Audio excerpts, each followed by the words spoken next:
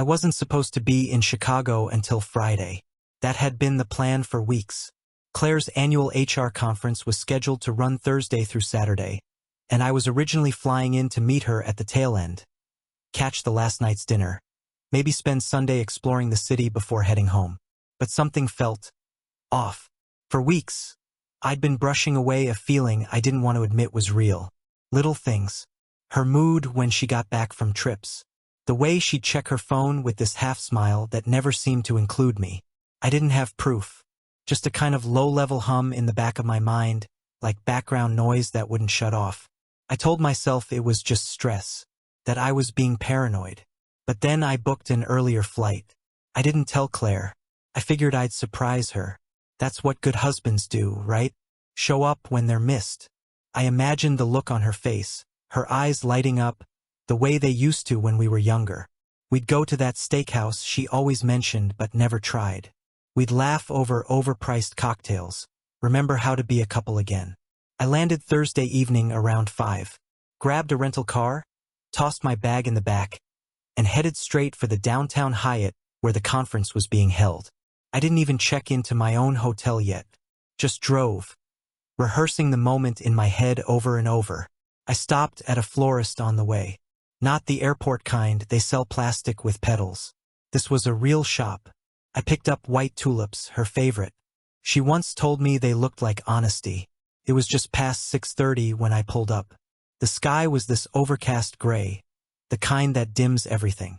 I parked across from the hotel, leaning against the car, flowers in hand, feeling like some cliché from a romantic movie.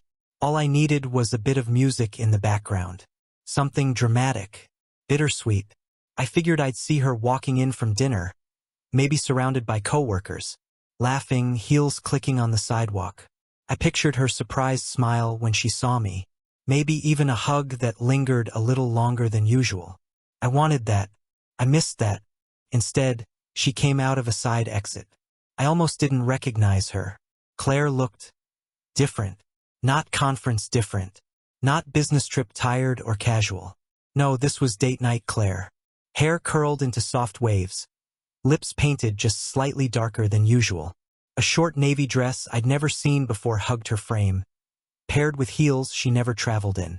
And in her hands, a bouquet of red and cream roses, wrapped in cellophane, ribboned like it was meant for someone special. And then I saw him. He was tall, broad-shouldered, wearing a fitted gray suit that probably cost more than our monthly mortgage. He had that polished look, like someone who knew how to talk boardrooms into submission. A leather briefcase in one hand, the other casually in his pocket. His posture wasn't stiff. He wasn't nervous. He looked comfortable, like this wasn't his first time walking beside her. They were laughing, her face tilted toward him, her eyes crinkled in a way that used to be reserved for me. He said something that made her grin, wide and easy, like joy. Then she turned and saw me. Everything stopped. I'll never forget her face. First there was confusion, like her brain couldn't place what she was seeing. Then recognition. Then the flicker, that tiny, split-second tightening of her expression. The way her mouth twitched, her eyes blinked too slowly. Shock, guilt, maybe panic. And just as quickly, it was gone, replaced by something casual, playful. She smiled like nothing was wrong. "Spence?" she said, her voice too light, too practiced. "What are you doing here?" The man stopped walking, hovering a few feet back. He didn't say a word, didn't introduce himself, just turned slightly to face away, like he was giving us space. But really, he was disappearing. I tried to swallow. "I thought I'd surprise you." She laughed. This weird, high-pitched laugh I hadn't heard before. "Well, you did. Wow. Look at you." She stepped closer and leaned in for a kiss, but it felt like autopilot, like muscle memory. My eyes drifted to the roses in her hand. "Someone beat me to it?" I said, forcing a smile and lifting my tulips slightly. She glanced at them. "Oh, these?" She held them up, like she'd just noticed they existed. "From a vendor. We had this dinner thing with some reps from the Northeast branch. They gave flowers to everyone at the table. Super over the top, right?" I looked over her shoulder, but the man was already gone. Vanished into the building or around the corner. I wasn't sure. Just gone. Claire linked her arm through mine. Come on. Let's go up to my room. You're not gonna believe how weird the keynote speaker was. She talked the whole elevator ride. About icebreakers and swag bags and some HR tech company that used AI to track burnout. I nodded and smiled and said the right things, but my brain was stuck outside that hotel door, playing it back on loop. The way she laughed with him, the way her hand grazed his arm, that flicker on her face when she saw me. In the room, she dropped the roses into the bathroom sink, muttering something about needing to cut the stems. She placed my tulips in a plastic water bottle, wrapped it in a towel to keep it upright. Later, she poured us wine from a bottle she just happened to have chilling in the mini fridge. She curled up next to me on the bed like nothing had happened. Like my showing up was normal. Like the universe hadn't just cracked. She didn't ask how I changed my flight or why. Didn't question the sudden visit. She just accepted it. Played the role. That night, I lay next to her in the dark, staring at the ceiling. Her breathing was soft, steady, peaceful. But something had changed. I didn't need answers, not yet, because I already had the only one that mattered. Her face had told me everything. The flight home to Austin was quiet. Claire slept most of the way, head leaned against the window, one arm tucked under her sweatshirt. She looked peaceful, almost childlike. I sat beside her, motionless, trying not to breathe too loudly. The hum of the plane filled the silence between us. I kept glancing at her. Not out of love, not anymore, but in disbelief, like I didn't recognize the woman beside me. I didn't say a word the entire flight, but my thoughts were screaming. In that 3-hour stretch between Chicago and Texas, I started piecing things together. Like a jigsaw puzzle I hadn't realized I'd already been working on. It didn't start in Chicago. That's just where the curtain dropped. The warning signs had been around for months. Claire had changed. Subtly, then all at once. She started running. That was the first shift. Early mornings, even weekends. At first I admired her discipline. She used to sleep in, hated cardio. But suddenly she was up before dawn, pounding the pavement in high-end leggings and earbuds. Running clears my head, she said. Helps me feel like me again. What she meant was, without me, the runs replaced our breakfasts. That time, those simple, quiet morning rituals, gone. She stopped making my coffee the way she used to. No more idle chats about the news or the kids or what we should do that weekend. Then came the wardrobe upgrades. She started buying clothes I didn't recognize. Lingerie that stayed in drawers. New dresses I never saw her wear at home. Shoes that came in boxes I wasn't allowed to open. She said she was reinventing herself. Women need to evolve, she told me one evening, not unkindly, but not warmly either. Her phone became her shadow. Always face down. Always silent. She started using a password, something we never did before. When I asked what it was, half joking, she said, "Privacy isn't a crime, Spence." I didn't push. I didn't want to be the guy who checked his wife's messages. But things got stranger. She started traveling more. Conferences, retreats, leadership development weekends. Her calendar filled with hotel bookings and flights to cities I'd never heard her mention before. I offered to tag along to one in San Diego just for fun. She shut it down fast. Spouses aren't invited. It's work, she said. You'd be bored out of your mind. I let it go. Again. Then there was the perfume. A new scent. Not the warm vanilla she used to wear.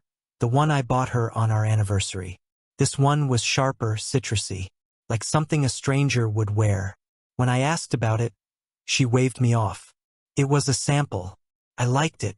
She said it made her feel put together. She stopped coming to family dinners. My sister noticed first. Asked if Claire was okay, if something was going on.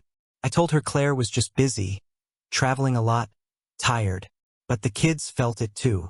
Leo, our 14-year-old, asked one night why Mom was always working late or working away. I told him she was growing her career. She's just in a busy season, I said. He nodded, but his eyes said something else. Something like, "You don't really believe that, do you, Dad?" Emma, our 11-year-old, made Claire a homemade card one weekend. Just something sweet, crayon hearts and stick figures.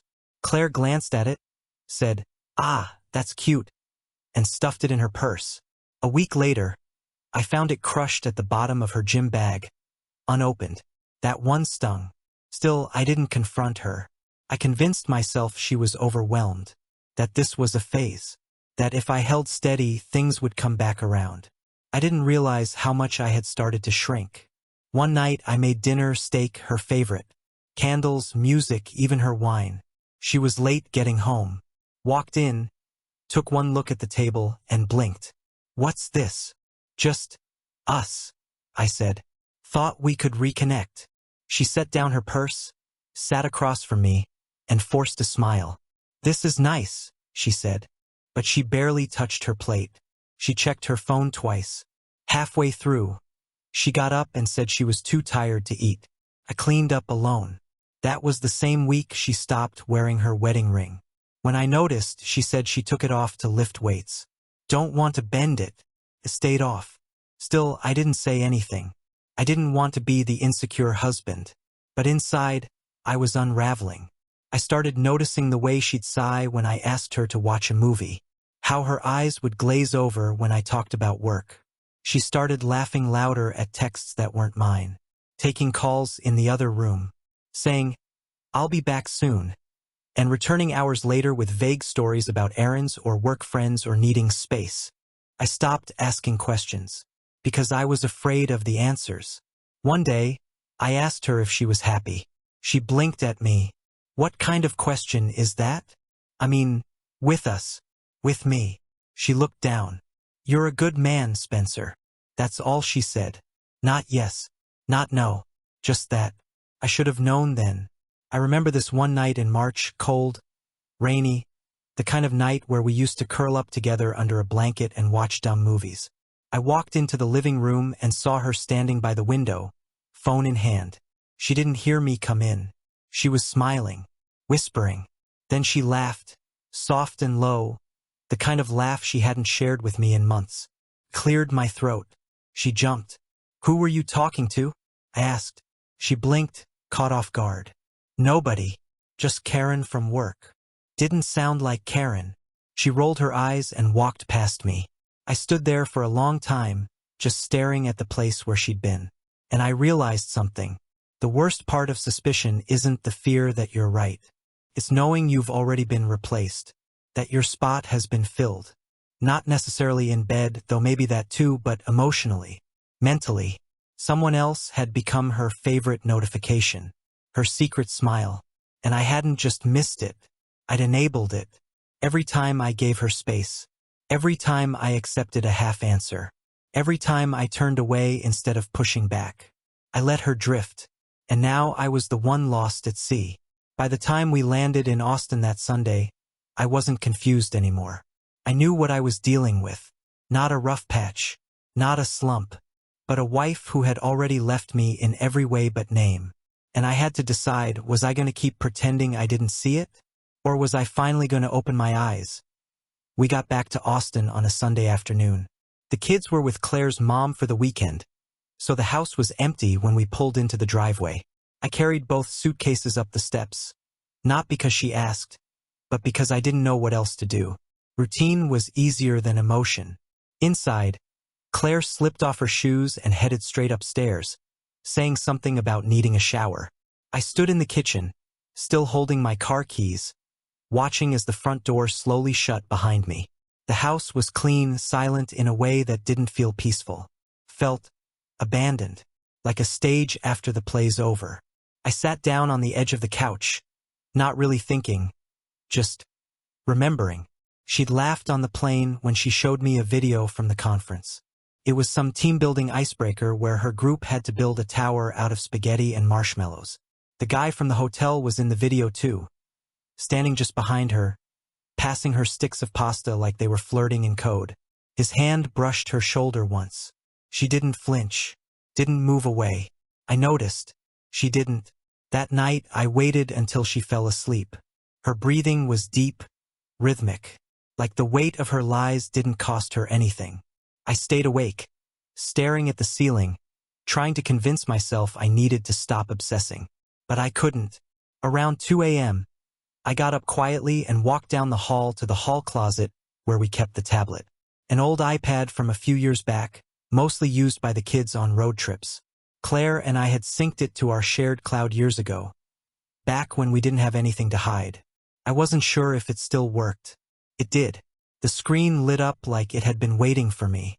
I tapped into the Photos app and braced myself. At first, there were the usual things: old family photos, **TS of recipes, videos of Leo skateboarding, Emma dancing in the living room.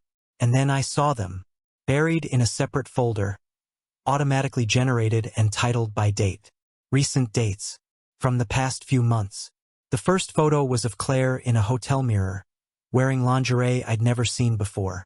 She was posing, not for me. There was a confidence in her eyes that didn't belong to the woman I'd been sleeping next to. The kind of look you give someone when you know you're wanted. Next photo, the man. The same one from the hotel. Standing behind her, shirtless, holding his phone up as if he just snapped the picture I was now staring at. My throat went dry. More pictures followed. Claire and him together, sometimes in what looked like Airbnb bedrooms, sometimes in hotel suites. One had a timestamp that matched the exact weekend of that HR retreat in Marble Falls. She'd smiled in that photo in a way I hadn't seen in months. Head thrown back, hair messy, eyes lit. In another, they were lying in our bed. That one broke something in me. The comforter was rumpled the same way I make it every morning. My pillow, my actual pillow, was under his head. My wife, half naked, curled up beside him like that space belonged to him now. I don't remember how long I sat there, scrolling through the photos. I didn't cry. I didn't speak. I just stared. It was like watching someone else's life collapse. Like I was an observer of my own destruction. Then I found the videos. The first one started with Claire adjusting the camera. She set it up on the dresser in what looked like a hotel room and stepped back into frame. The man was behind her, wrapping his arms around her waist. They laughed. She whispered something into his ear. The audio wasn't great, but I could make out her voice. "He still thinks I'm in Denver," she said. "He has no clue." The man laughed. "You're a terrible liar." She shrugged. "Not really. He wants to believe me. It's easier for him." I stopped the video. It wasn't just the betrayal, it was the cruelty. The way she spoke about me like I was some pitiful character in a story they shared for laughs. The way she leaned into being the villain in our marriage like it was a role she'd rehearsed. I should have thrown the tablet across the room. I should have yelled. But I didn't. I walked outside and sat in the backyard. The air was still. That in-between time where night isn't quite done and morning hasn't started. Our dog, an old golden retriever named Murphy, wandered out after me and lay at my feet like he knew something was wrong. I looked up at the sky, trying to breathe. There's a kind of pain that doesn't scream. It just settles inside you like a sickness. And I realized I wasn't angry yet. Not really. I was embarrassed. Because this woman, this person I'd built a life around, had been erasing me piece by piece, and I had let her. I'd helped. I made it easy. I gave her the benefit of the doubt when I should have asked harder questions. I chose not to see what was right in front of me. The truth was undeniable now. It lived in photos, in video, in her own words. And still, I didn't wake her up. I didn't confront her. I didn't burn the house down or pack my bags. I just sat there in the dark with my hands folded in my lap, trying to figure out what came next. Because when someone you love hurts you like that, it doesn't come with a manual. It's not one clean cut. It's thousands of tiny ones you only feel after the bleeding starts. At some point, the sun started to rise. Claire stirred upstairs. I could hear her moving around, the water running in the bathroom. She didn't know anything had changed, but everything had. By the time she came downstairs, wearing a robe, yawning, asking if we still had almond milk, I had already made my decision. I didn't answer. I just poured my coffee, grabbed my laptop, and stepped out to the porch without a word. She didn't follow me. I think deep down she already knew that I moved out on a Tuesday morning. No fight.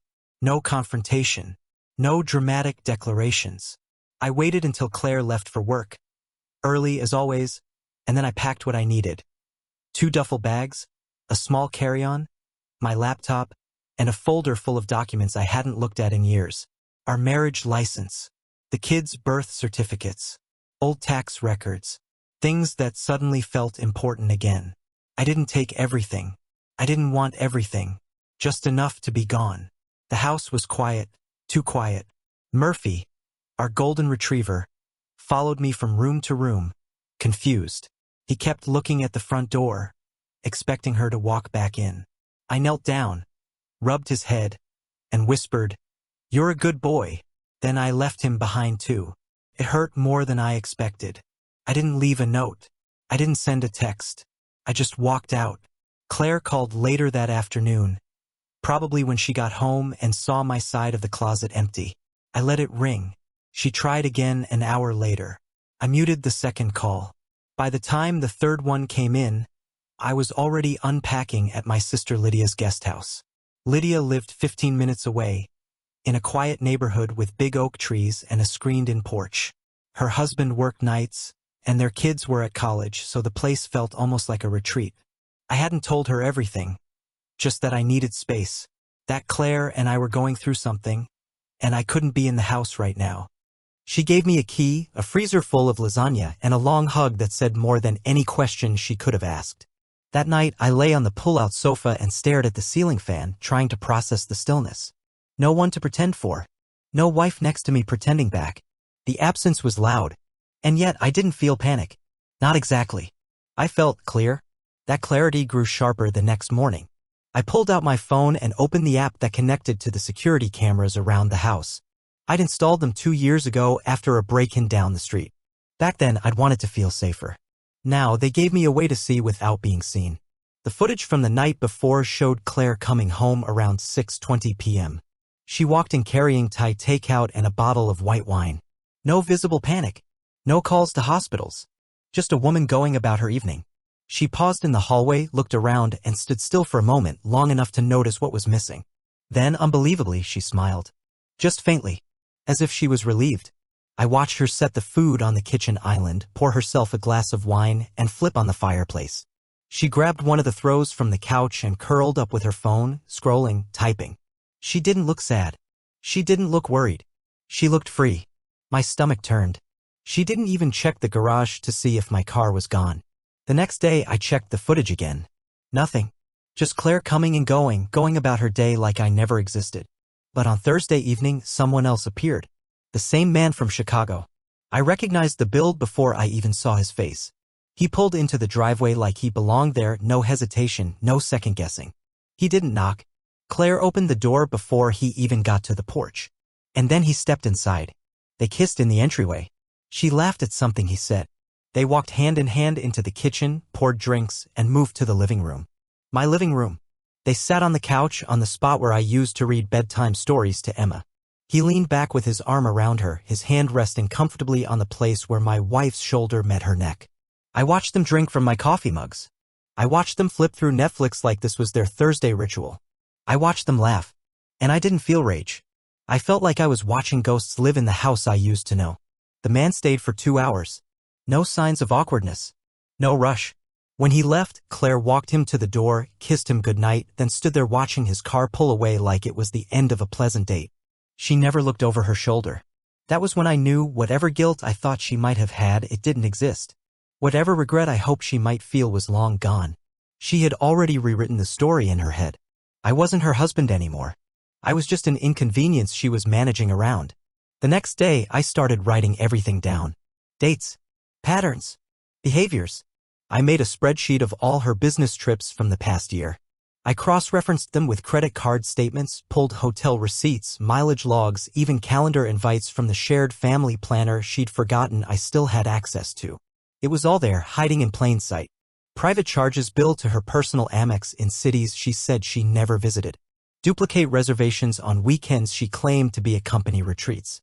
Room service bills for 2. Once I started looking, it was like a domino effect. Every lie opened the door to 10 more. I checked the iPad again, more photos, more videos. A new one had uploaded just 2 days after we returned from Chicago. Different city, different hotel. Same man. They were dancing barefoot in a room, holding hands, laughing. She looked 25 again. The version of her I hadn't seen in years. Only it wasn't me making her smile. I should have felt crushed. But instead, I felt steel rising in me. The kind of steel that forms when you realize the person you were protecting never cared if you got hit in the crossfire. I didn't tell anyone at first. Not Lydia. Not the kids. I didn't want sympathy. I didn't want advice. I wanted facts. I wanted a foundation strong enough to make sure that when the truth came crashing down, it didn't fall on me. So I watched. I observed. Every night for a week, he came back. Never stayed the night. But always there. Always welcome. And Claire never once looked at the camera in the front hallway. Never once looked into the lens and wondered if I was watching. That's the thing about people who think they're in control, they forget the details. But I never forget. By the 7th day, I had logged everything. Timestamped, categorized, documented. Claire's betrayal wasn't a moment. It was a structure she had built carefully, quietly, with all the bricks of my trust. Now I was watching it, piece by piece, preparing to knock it down. But not with yelling. Not with begging. With silence. Because silence unsettles the guilty in a way shouting never could. People say closure is about letting go. I disagree. For me, closure started with gathering. Facts. Patterns. Evidence. Everything Claire thought I was too trusting or too distracted to notice. The week after I moved out, I treated every day like a job. I wasn't in mourning. I wasn't spiraling. I was building a file. Not out of spite. Not for revenge. I needed the truth to speak louder than anything Claire could spin when the time came. The first thing I did was return to the shared accounts. Claire had long since stopped using our joint card for most purchases, switching instead to her personal Amex. But I still had digital access. And I knew the signs. Merchant names. City codes. Dinner totals too high for one person. Rideshare receipts that told a different story than her conference schedules. I cross-referenced everything against the calendar Claire maintained, the one she used for meal planning and family logistics. She hadn't removed me from it. Probably forgot. Or assumed I wouldn't look. But I did. And there it was. February, San Antonio Team Strategy Weekend. Same weekend the Amex showed a hotel booking in Dallas under her name. 2 dinners. 1 breakfast. Spa services billed to the room. March, Denver HR Roundtable, except the flights were out of Houston, not Austin. Her email confirmed the reservation through a retreat vendor. The address? A luxury resort, not the Denver Convention Center she claimed she'd be attending. I took *TS of everything. Categorized them by month. I was shocked by how easy it was. Then I dug into the bank records. Claire had a private account I always assumed she used for personal expenses. Clothes, gifts, haircuts. I'd never asked about it because I trusted her. But now? I pulled every available monthly summary I could find. The pattern was obvious. Wire transfers recurring, same day every month, going to an account under the name HG Consultants. Harold Grayson. I remembered the name from one of her old emails. Harold was the man from Chicago. The briefcase guy. I'd seen him now enough times on camera to recognize his face. Turns out he wasn't a coworker. He was a married man with a history. That's when I hired the private investigator. A friend of Lydia's had recommended her. A woman named Candace, calm, professional, and thorough. No dramatics. Just results. She listened carefully to my story. Took notes. Asked questions I hadn't even considered. How long have you suspected it? Does she know you're monitoring the cameras? Do you want discretion or documentation? Documentation, I said. And the truth. Candace smiled. You'll have both. Within a week, she delivered a full report, clean, indexed, and stacked in a blue folder I'd started carrying around like a second skin. Claire's boyfriend, Harold, was still legally married. His wife had filed for separation 6 months ago, citing emotional abandonment and professional misconduct. The misconduct, Candace explained, had to do with several female employees who had filed quiet complaints about Harold crossing lines at work. Nothing that made headlines, but enough that HR relocated him twice in a single fiscal year. He wasn't just Claire's secret.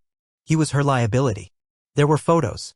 *TS from their shared social media tags, locked accounts, but accessible through third-party aggregators. Claire had created a burner account. It followed only Harold. In one tagged photo, she sat at a bar with him, fingers laced together, her head resting on his shoulder. The caption read, "Same place, different life." I saved that one. I built a digital folder on a flash drive. Labeled it simply, Truth. Every file in it was cold. Factual. Dates, receipts, *TS, timestamps, video clips. No emotions. No commentary. Just evidence. I added the security footage. Organized it by date. The night he first came over. The night he used my mug. The night he helped Claire decorate the living room for a party I never got invited to. That was the hardest one to watch. The footage showed Claire hanging up string lights across the windows, laughing, swaying to music while Harold stood behind her with his arms around her waist. They looked comfortable. Domestic. Like it was their home now. Like I had never existed. There was one clip I watched 3 times before saving it. Claire stood in the hallway on the phone with someone, likely her mother, based on what she said. No, I haven't told him yet. He's just too good. He doesn't deserve this. I know, Mom. I know. But I feel like I'm suffocating. Her voice cracked and I could hear her exhale. I'm not in love with him anymore. I'm just not. I paused it there. I didn't need to hear the rest. The funny thing is by then I didn't feel devastated. I felt affirmed. For months I had questioned my instincts. Swallowed my discomfort. Told myself I was imagining things. But I wasn't. The truth was real. It lived on screens, in receipts, and inside my bones. And now I had it. All of it. Candace helped me organize the packet for legal use. She was meticulous, even suggesting which details would carry the most weight in court. You've built a solid foundation, she said. It's smart you didn't confront her. Why? Because if you had, she'd be rewriting the narrative already. Right now, she still thinks she's in control. She looked me straight in the eye. And that's the best time to act. So I sat on it. I didn't say a word to Claire. Didn't reply to her texts. When she called, I let it ring. I responded only to practical questions, mostly with one-word answers. She started using more emojis, like she was trying to charm her way back into my good graces. But I wasn't playing anymore. I was observing. Every time she smiled at the camera, I didn't see love. I saw performance. And I knew the role I had to play next. I made an appointment with my attorney, Ms. Devon, a woman I'd met years ago through my company when she helped us resolve a complex land dispute. She was sharp, respected, and liked precision. I handed her the folder and the flash drive. Watched as she clicked through the files, stone-faced. She didn't interrupt once. When she was finished, she set her pen down. This, she said, is exactly how you prepare for a clean strike. Clean? I asked. She nodded. No public drama. No he said, she said. Just facts. Hard to dispute. You don't want to argue. You want to reveal. And that became my strategy. I wasn't going to scream. I wasn't going to fight. I was going to present the truth so clearly, so quietly that it would speak for itself. Let her explain the receipts. Let her explain the photos. Let her explain the wire transfers and burner accounts and why she let a man sleep in the bed her husband built. Let her try to rewrite the story once the full book had already been printed. I didn't want her to see it coming. Because the worst thing you can do to someone who's been staging a performance is end the show mid-scene. And I was almost ready to raise the curtain. 1 week later, I had a courier deliver a small brown package to Claire. No name on the label, just her address, written in my handwriting.